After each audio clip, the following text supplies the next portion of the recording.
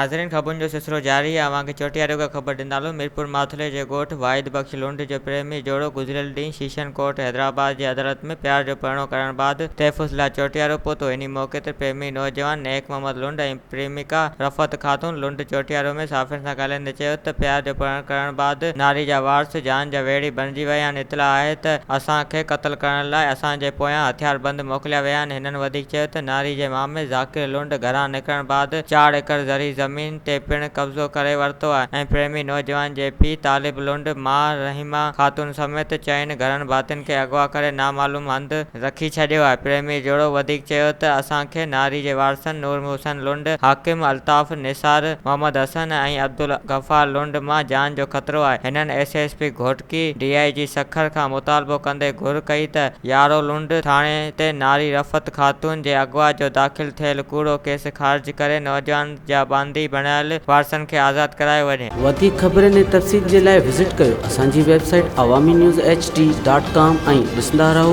Awami news HD।